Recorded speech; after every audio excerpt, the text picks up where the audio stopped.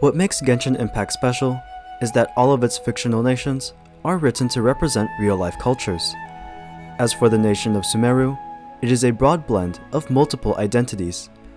In my past videos, I mentioned how Middle Eastern and North African culture influenced Sumeru's lore. In this video, however, I am here to discuss the aspects of Indian culture and history that take place in Sumeru. This includes references to Indian religions of Hinduism and Buddhism, connecting Sumeru's knowledge to that of ancient India, Indian cuisine, connecting Port Ormos to city-states like Goa, and much more. A ton of comparisons between Genshin and India will be made, so timestamps for the video's info are in the description if you would like to skip to a specific part. For our first major comparisons to India, let's take a deep dive into its native religions of Hinduism and Buddhism to see how they are represented in Sumeru. Hinduism is a polytheistic religion, meaning that worship is offered to more than one god. In fact, Hinduism features up to 33 million gods, since the religion itself is actually a combination of various beliefs across the diverse population of India. To start off our first comparisons to Hinduism, let's begin with the original Archon of Sumeru, Greater Lord Rukkhadevata. In regards to her name, it can be traced back to the ancient Indo-Aryan language of Pali, where it translates to tree goddess. This makes sense considering the fact that she was the goddess of Dendro, which is the element related to both trees and plants. In addition to her official title, she did have a more personal name given to her by the Aranara. These little creatures referred to her as Queen Aranyani. Likewise, the Hindu goddess Aranyani possesses similar traits in the Indian religion. Just like how the forest-dwelling Aranara saw Queen Aranyani as their mother, Aranyani in Hinduism was also considered the mother of all forest-dwelling creatures. This makes Rukkhadevata, being the Archon of Dendro or plants, all the more accurate since her Hindu counterpart was also the goddess of trees and forest plants. Both of these goddesses in Hinduism and Sumeru even possess ownership of similar trees. In Hinduism, Aranyani was the owner of a divine tree known as Kalpavriksha, which was considered not just a tree of life, but also known by Hindus as the world tree. This is connected to Rukkhadevata's ownership of Irminsul. Not only was Irminsul part of Rukkhadevata's consciousness, but her tree was physically connected to the ley lines that made up the world tree of Tevat, just like Kalpavriksha. Furthermore, Greater Lord Rukkhadevata is not the only version of herself to be connected to Hinduism. This includes the current Archon of Sumeru we have in the game, Lesser Lord Kusanali. What makes her special compared to other Archons is the way she succeeded her predecessor, or the previous Archon that held her position. No one really succeeded Rukkhadevata as the new Dendro Archon. This is because the new Dendro Archon, Kusanali, is Rukkhadevata, just a reincarnation of her. But why did the game devs put the reincarnation of a goddess in Sumeru when it could have been placed in any other nation in Tevat? All the more, why make her reincarnation a child when she could have been an adult by the time of the game? The truth is, there actually is a Hindu practice that sees children as the living reincarnations of goddesses. In Hindu practicing countries, like India and Nepal, there are kids known as Kumari. They are thought not to be the replacements of goddesses, but instead, their exact reincarnations in the form of a child. Just like how Kusanali was the child reincarnation of Rukkhadevata. Besides being juvenile reincarnations of goddesses, Kusanali and the Hindu Kumari also share similar struggles. Although valued as sacred, the two are subject to very restricted lives. We all know that the Sumeru Academia distrusted the capabilities of Kusanali, so they locked her inside the sanctuary of Surasthana as a sort of prison. In a similar manner, a Kumari's perceived holiness made their Hindu communities confine them to very limited freedoms. Oftentimes, they won't even be allowed in public or even into education. This makes it all the more difficult for a Kumari to assume a normal life once she becomes an adult, which is when the goddess that supposedly possessed her body leaves. Now that we are on the topic of Sumeru's current Archon, even she has more references to Indian religions. In the Archon quest, The Morn a Thousand Roses Bring, we were trapped in an endless dream loop that Kusanali calls a samsara. Just like how a samsara in Sumeru is a cycle of dreams, the samsara in Hinduism, as well as Buddhism, is the endless cycle of reincarnation. In this samsara, your form in the next life will be determined by either the good or bad karma collected by your deeds in the current life. Even before all the major Sumeru quests, we do see Hindu references in our first encounter with Kusanali. The actual first time we see her was during the Summer Fantasia quest, where she visited us in the form of her avatar, a small bird. The concept of an avatar originated from Indian Hinduism and Buddhism, where avatars were the physical form used by a god or spirit when visiting or helping humans. Typically, avatars were in the shape of animals, like Varaha being a boar, or Matsya being a fish. While we're on the topic of animals, another important animal from Indian and Hindu culture is placed in Sumeru. While exploring Sumeru, you may have noticed that it is the only country in Tibet to have tigers. This is because of the tiger's unique reputation for bravery and valor in India, which all stems from the belief that this animal was the vehicle for Durga, the goddess associated with liberation of the oppressed and slaying of demons. Besides their sentimental value, the Bengal tiger's importance to the cultures of the Indian subcontinent is the reason why it became the national animals of both India and Bangladesh. Most of all, the titles of Sumeru's subregions also bear names from Hinduism itself. The ominous Devantaka mountain was named after the Hindu god of the same name. He was known as the destroyer of gods and was a part of a group of beings known as Asuras, who were the Hindu equivalent of demons. The demon Devantaka is mostly known for his death at the hands of the great god Hanuman, who killed him in a duel. The story of Devantaka's death is referenced in the game's description of Devantaka Mountain, which describes the place as the mountain that saw the death of a demon. Of course, that demon being Asura Devantaka, and his death being the one given by Hanuman. The Lakopala region is also a callback to the Lakopalas and Dikpalas, who are the gods from Hinduism and Buddhism that represent the cardinal directions of north, west, south, and east.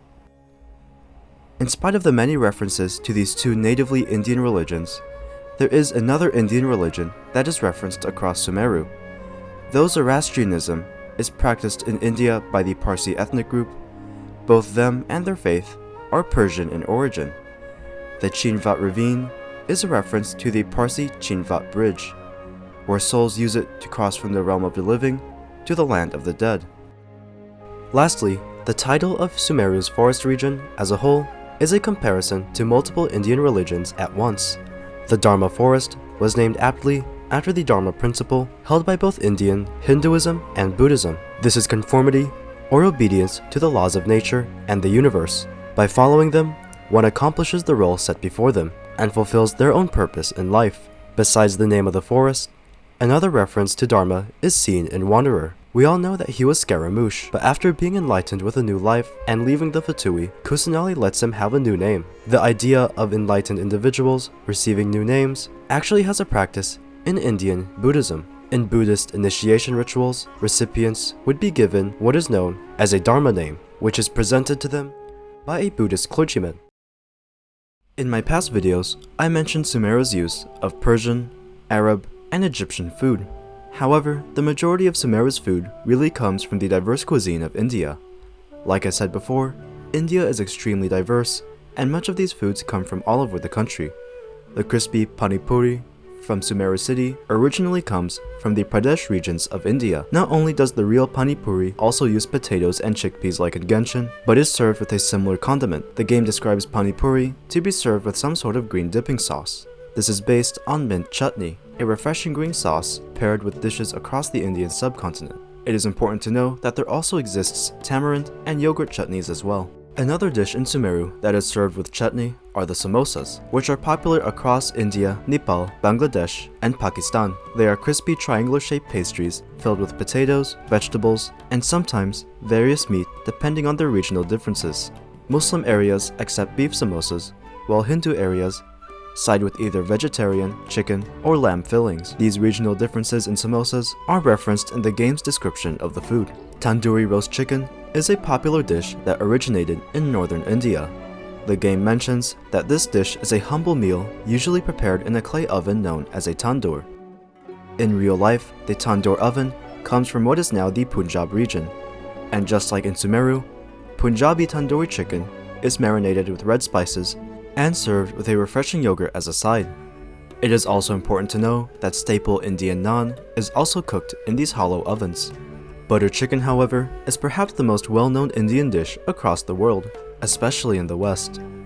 Although this is its anglicized name, it originated in the Delhi region of India, where it was known as Murg Makhni. Genshin makes reference to how the people of Sumeru generally eat the dish with rice and flat bread. Likewise, traditional Indian cuisine sees flatbreads like naan and roti served with curry-like dishes such as butter chicken. Although Western culture normalizes the use of forks and spoons, traditional Indian methods actually use roti and naan flatbreads as utensils for the dish. The dish, masala cheese balls, references another food from northern India.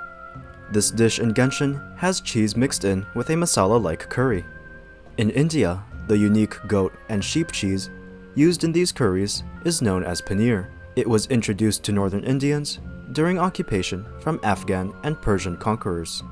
Though most of these dishes have been from the northern areas of India, there is a dish that represents the southwestern region of India, which is the state of Goa. This famous coastal port region is tropical, just like Port Ormos, and is therefore home to a lot of tropical seafood. Shrimp curry is famous in the Goa region, as well as food made from pigs, since most Goan Indians tend to be Christian due to Portuguese occupation, rather than the traditional Hindu or Muslim, which bans the consumption of pork. As we all know, each nation in Teyvat has its own principle. When it comes to Sumeru, it is considered the nation of wisdom and knowledge. I mentioned in my Middle Eastern video that the Arab world's advancements may have been the inspiration for Sumeru's status as the nation of wisdom. However, India's unique history of academic achievements could have also been contributed to Sumeru's role as well. Ancient India was credited for a ton of accomplishments that last up to this day.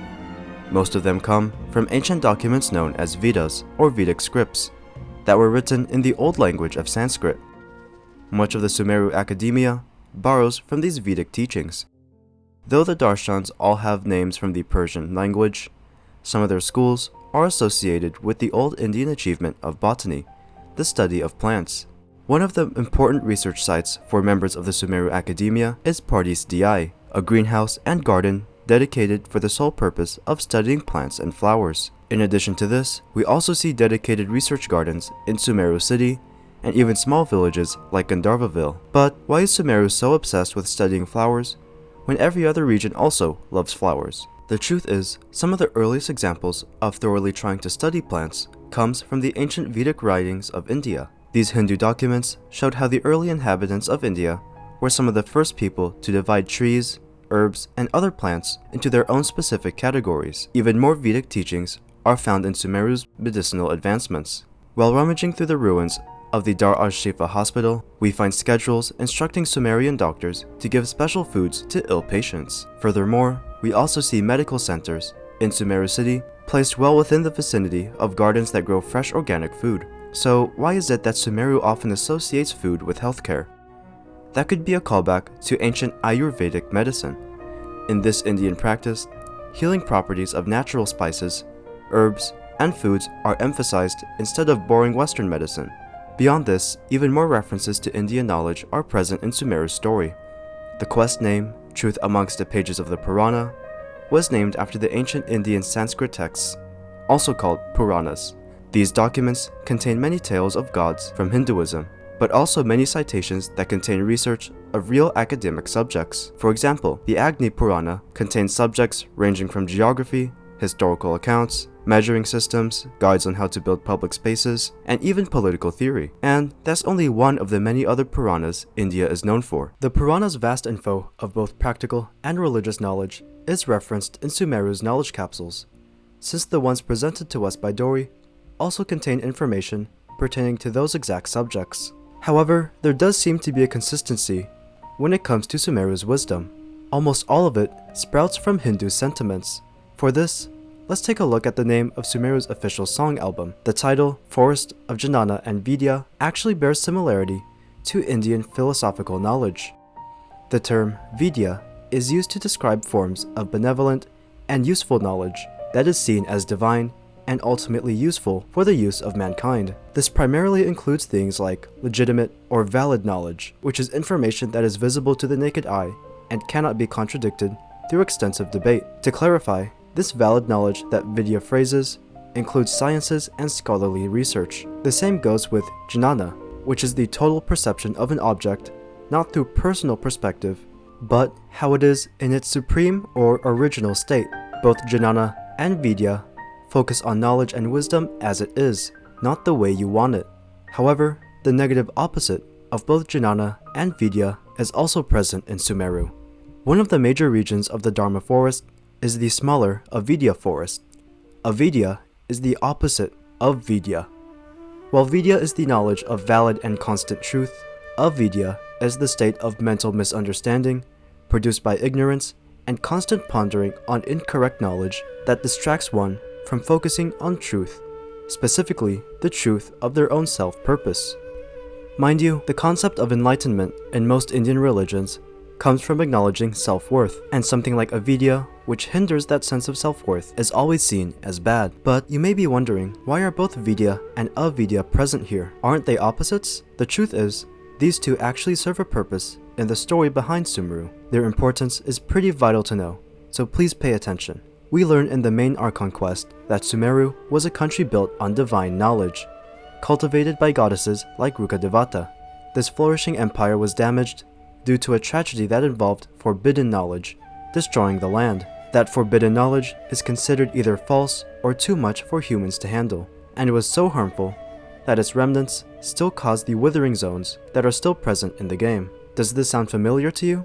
The divine knowledge used to build Sumeru sounds similar to Vidya, while the forbidden knowledge that almost destroyed the entire country perfectly matches the description of avidya. Just like Vidya, divine knowledge from Rukadevata were absolute truths, which included scientific literacy to build the advanced cities that still stand in Sumeru to this day.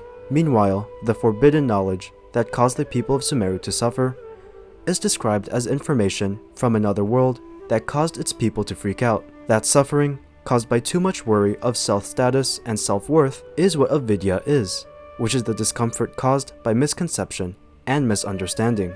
In fact, that is probably why the Avidya forest has its name. The lush garden is still infected by withering zones caused by the overflow of forbidden knowledge, or avidya, that once ravaged Sumeru. So in the end, Sumeru's use of both good and bad philosophical knowledge truly makes this nation the land of wisdom, especially evil wisdom. You may have noticed that much of the Indian influence in Sumeru has come from the northern regions of India. However, Sumeru does not lack representation of the southern regions of the country, especially coastal states like Goa and Tamil. These places border the large Indian Ocean, which is primarily known for tropical geography as well as being the center of trade between various cultures. For these aspects that make southern India unique, let's take a look at Port Ormos. You see, the entirety of the Indian Ocean was important for international trade ever since ancient times. Monsoons, created by its warm tropical climate, would allow people from Africa, Arabia, and East Asia to trade with India. These products that attracted traders to the regions of southern India were spices, which we see in the market stalls of Port Ormos. While strolling through the streets, you'll find merchants selling boxes of cinnamon, ginger, and various others at their stalls. Not only do these spices originate from India, but the southern states of Goa and Tamil were all major players in the spice trade as well. So much so that the Portuguese all the way from Europe would sail all around Africa just to get a taste of those spicy spices. This similarity to India's role in the spice trade is even marked by the fact that spice traders in Tibet are found nowhere else but in Sumeru. Spices were not the only part of Indian Ocean trade, but also maritime technology.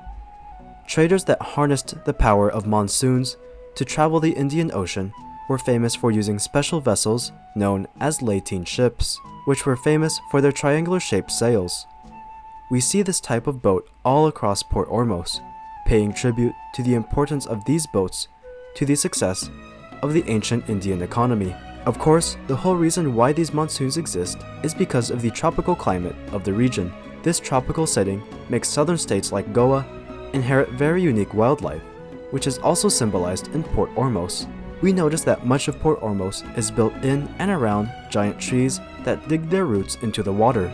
These are famous trees known as mangroves, which are found in tropical states like Goa. Just like how mangroves provide shelter for tons of aquatic wildlife, the mangroves in Port Ormos serve as a home for the villagers and sailors that live in this busy town. Adding on to their trees, Port Ormos also has very similar geographical placement in relation to Goa. Other port cities in Tibet, like Rito and Liyue Harbor, are simply built on a coastline. Port Ormos, on the other hand, is built next to a river that connects inland Sumeru to the rest of the ocean. Likewise, the state of Goa is not just built on a coastline, but its port city strategically is built around the Mandovi River that also flows into inland India. Lastly, perhaps the most famous characteristic of Port Ormos is their diversity. Its name is Greek/Persian, its geography is Indian, and its households have Arabic influence. But how is this related to Goa? The truth is, many regions of India, including Goa, are more culturally mixed than we think. So portraying Sumeru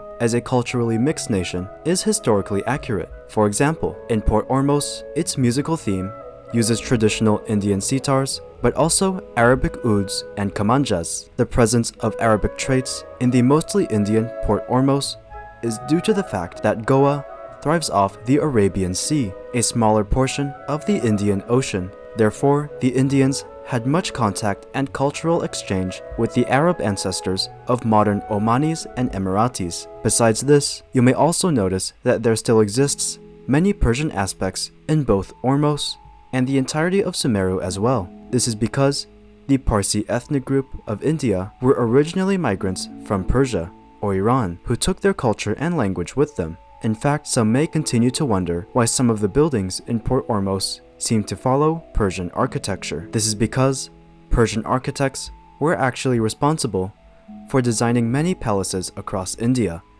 most especially the Taj Mahal. So, even if some people thought it was controversial to make Sumeru a cultural mixture of Indian, Arab, and Persian, just know that this design of Sumeru is truly on par with what happened in real life. Cultures naturally intermingle with one another, especially when presented with faster means of travel, such as the Indian Ocean. The diversity present in vibrant nations like India will always be an example of that. Overall, there is no better place to blend these cultures in the game than Port Ormos, the city modeled after one of the most diverse places in all of India.